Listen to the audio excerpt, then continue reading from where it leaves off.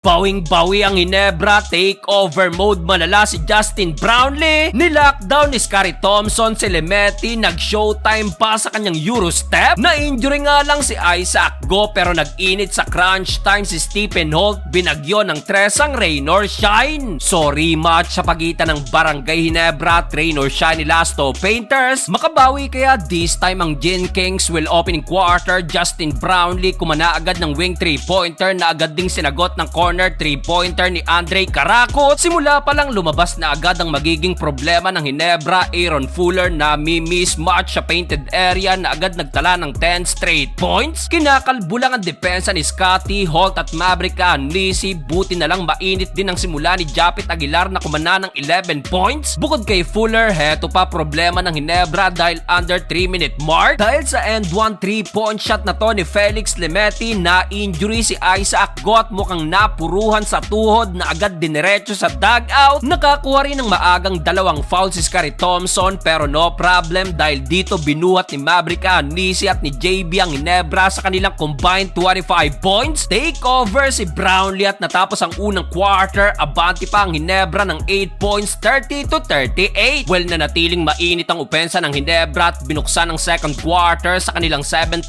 run. 5 points dyan galing kay RJ Abarientos. Pumalo na sana ang lamang ng Gin King sa 15 points kaso after nyan kumounter run na naman ng rain or shine ng 7-0 run. Felix Lemetti again another 3-point shot. Adrian Nocum naman grabing galawan, literal na binurang depensa ng Ginebra sa kanyang napakagandang Eurostep. Nabasag na lang ang run ng rain or shine dahil sa another 3-point shot ni JB. Umuulan ng 3-point shot sa parehong koponan. Down the stretch, Kaylan Chongso naman at Jonard Clarito kumana rin ng back-to-back 3-pointer. Butit nakabawi rin ng another 3-point shot si RJ Abarientos upang muling maiangat sa apat ang lamang ng Ginebra, 58-54 end of first 2 quarter. Start of the third quarter, agad na napa-timeout ang Ginebra dahil sa mainit na 8-0 run ng rain or shine ni Lasto Painters. Aaron Fuller one-handed slam dunk na nasundan pa ng another 3-point shot na naman ni Felix Lemetti. Grabe si Lemetti at inuunti-unti na naman ang Ginebra. Pasok na naman itong kanyang ika-4 na 3-point shot. Well, dahil dyan umabante na ng 4 na puntos ang rain or shine, 67-63, pero right away bumawi ang Ginebra ng 9-0 run na pinangunahan ni Scottie Thompson at Justin Brownlee. Buwat malala si JB na so far meron ng 30 plus points pero still paalitan pa rin ng basket ang both teams. Down the stretch, RJ Abarientos naman ang kumana ng back-to-back 3-pointer. Finally, nakakonekta na rin si Stephen Holt at dahil sa run ng Ginebra natapos ang third period, balik na naman sa double digit ang kanilang lamang, 90-79. Fourth and final quarter, Japit Aguilar nang ibabaw na naman sa kanyang putback kontra kay Santillan at Kaylan Chongson. Stephen Holt naman heto't nagtuloy-tuloy na rin ang momentum, another 3-point shot. Halfway mark nang mapa-takeover pa si Justin Brownlee at Scottie Thompson. Defense to offense, lockdown si Lemetti, naglaho pa na parang bula sa depensa ng Rosa Galaw na to ni Scottie. Eurostep, lipad ang dalawang defender. Justin Brownlee naman, pasok na naman ng another 3-point shot, may kasama pang foul. Hindi pa natapos dyan at Diyos mio, matapos ang maalat na first 3 quarter, binagyo pa ng 4 na sunod-sunod na 3-point shot ni Holt ang rain or shine. Sa uli, nakares back ang Ginebra sa Ross sa likod ng 40 points ni Justin Brownlee.